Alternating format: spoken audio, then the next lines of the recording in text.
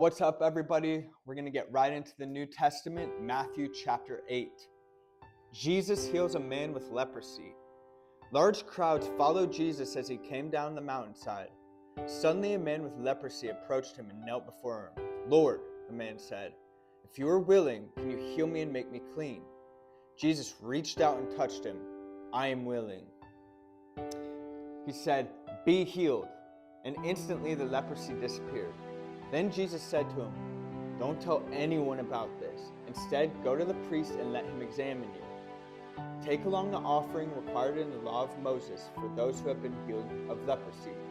This will be a public testimony that you have been cleansed." The faith of a Roman officer. When Jesus returned to Capernaum, a Roman officer came and pleaded with him, "Lord, my young servant lies in bed, paralyzed in terrible pain." Jesus said, "I will come and heal him." But the officer said, "Lord, I am not worthy to have you come into my home. Just say the word from where you are, and my servant will be healed. I know this because I am under the authority of my superior officers, and I have authority over my soldiers. I only need to say, 'Go,' and they go, or 'Come,' and they come. And if I say to my slaves, 'Do this,' they do it." When Jesus heard this, he was amazed.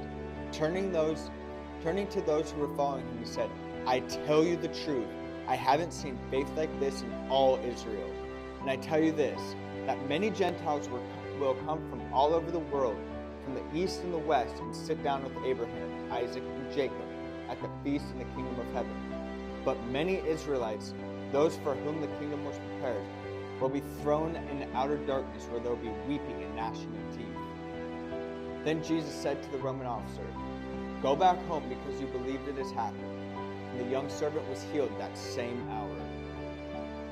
Jesus heals many people. When Jesus arrived at Peter's house, Peter's mother-in-law was sick in bed with a high fever. But when Jesus touched her hand, the fever left her, and she got up and prepared a meal for him. That evening, many demon-possessed people were brought to Jesus. He cast out the evil spirits with a simple command, and he healed the sick. This fulfilled the word of the Lord through the prophet Isaiah, who said, "He took our sickness and removed our disease." The cost of following Jesus. When Jesus saw the crowd around him, he instructed his disciples to cross to the other side of the lake. Then one of the teachers of religious law said to him, "Teacher, I will follow you wherever you go." Jesus replied, "Foxes have dens to live in and birds have nests, but the Son of Man has no place to even lay his head." Another of his disciples said, "Lord, first let me return home and bury my father." But Jesus told him, "Follow me now, that the spiritually dead bury their own dead." Jesus calms the storm. Then Jesus got into the boat and started across the lake with his disciples. Suddenly a fierce storm struck the lake with waves breaking into the boat. But Jesus was sleeping.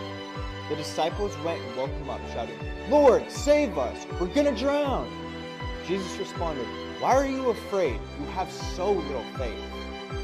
Then he got up and rebuked the winds and the waves, and suddenly there was a great calm. The disciples were amazed. "Who is this man?" they asked. "Even the winds and waves obey him." Jesus heals two demon-possessed men. When Jesus arrived on the other side of the lake in the region of Gadarenes, two men who were possessed by the demons met him. They came out of the tombs and were so violent that no one could go through that area. They began screaming at him, "Why are you interfering with us, Son of God? Have you come here to torture us before God's appointed time?" There happened to be a large herd of pigs feeding in the distance, so the demons begged, "If you cast us out, send us into that herd of pigs." "All right, go," Jesus commanded them. So the demons came out of the men and entered into the pigs, and the whole herd plunged down the steep hillside into the lake and drowned in the water. The herdsmen fled to the nearby town, telling everyone what had happened to the demon-possessed men. Then the entire town came to meet Jesus, and they begged him to go away and leave him alone.